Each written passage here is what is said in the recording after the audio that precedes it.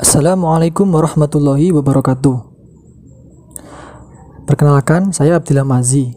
Baik, di sini saya akan menjelaskan kelanjutan dari pemahaman pendekatan hadis klasik, dan sekarang saya akan membahas tentang pendekatan pemahaman hadis kontemporer. Fase modern atau fase kontemporer ini dapat dikatakan sebagai periode keemasan dalam metode pemahaman hadis. Hal ini tentu tidak berlebihan, dikarenakan kekayaan pemikiran ulama atau pengkaji hadis yang memfokuskan dalam kajian penelitian makna yang secara tidak langsung juga ikut andil dalam membantu mengungkap makna yang terkandung dalam hadis dengan perangkat dan pendekatan yang mereka hadirkan, khususnya yang memang memfokuskan dalam metode perangkat pendekatan dalam pemahaman hadis. Klasifikasi metode pemahaman hadis. Penggunaan aspek metodologis jauh lebih beragam ketika fase menginjak ke masa kontemporer ini. Hal ini dibuktikan dengan beragamnya metode yang hadir dalam pengkajian tentang makna.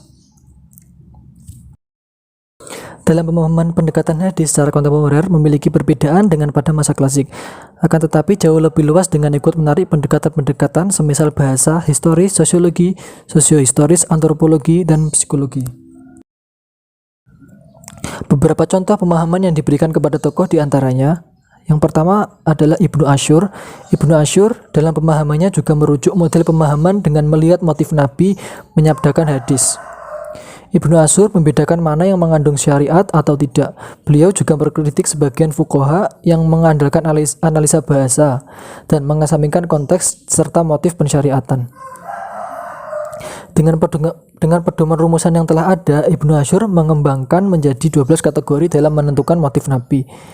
Kategori tersebut yakni pembentukan syariat agama, pemikiran agama, putusan hukum, putusan politik, penunjuk kontrak damai, pertimbangan saran, penguatan, dan sebagainya. Yang kedua yaitu Muhammad Arkun. Dalam upaya memahami Al-Quran dan juga hadis, menawarkan metode yang berorientasi pada pemaknaan aktual terhadap Al-Quran dan hadis. Ia termasuk intelektual muslim yang berani dalam menafsirkan Al-Quran bukan dari tradisi Islam tetapi dengan menggunakan metode yang diimpor dari budaya barat.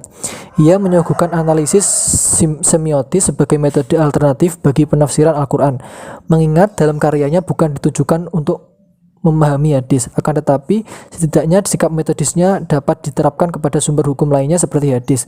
Secara ringkas, metode analisis semiotis dapat dikemukakan sebagai berikut. Yang pertama, proses linguistik. Dalam pemahaman pendekatan hadis, seperti kita tahu ada pendekatan hermeneutika yang meliputi mencakup data-data linguistik, yakni tanda-tanda bahasa, kata ganti, kata kerja, kata benda, dan lain-lain. Hal tersebut karena setiap bahasa mempunyai tanda-tanda bahasa yang ikut mempengaruhi produksi makna. Yang kedua, pembacaan historis. Sama dengan pendekatan historis, yaitu pembacaan pada tahap ini dimaksudkan untuk mengenali kode-kode, simbol-simbol, linguistik, keagamaan, budaya yang sepanjang ini digunakan dalam pemaknaan atau penafsiran. Yang ketiga, pembacaan antropologi atau pendekatan antropologi. Digunakan untuk mengetahui asal-usul dan fungsi bahasa keagamaan. Dengan cara ini, maka akan bisa dikenali bagaimana bahasa sesungguhnya berfungsi, menguak cara berpikir dan cara merasa yang sangat berperan dalam sejarah umat Islam. Untuk contohnya yaitu pada hadis yang berbunyi, sesungguhnya mayat disiksa karena tangan keluarganya. Hadis riwayat Al-Bukhari, nomor hadis 1206, 1208, 3681. Hadis ini ditolak karena tidak sesuai dengan Al-Quran surah Al-An'am ayat 6.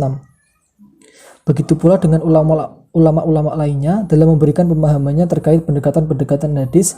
Dan jika dianalisis lebih jauh tentang kedua tokoh di atas, maka yang coba dipaparkan pada masing-masing karyanya memang bukan sebuah tawaran metode yang baru. Hal ini dikarenakan proses yang dilakukan memang tidak jauh berbeda dengan rumusan metode yang ditawarkan pada masa klasik. Perbedaannya terletak pada besarnya pendekatan-pendekatan yang bersifat sosiologis ikut mempengaruhi dalam pemahaman yang dibentuk. Baiklah, sekian dari saya. Maaf jika ada salah dalam menyampaikan materi. Semoga dapat bermanfaat dan dapat memenuhi tugas pada topik 15 mata kuliah Ulumul Hadis. Sekian dari saya. Wassalamualaikum warahmatullahi wabarakatuh.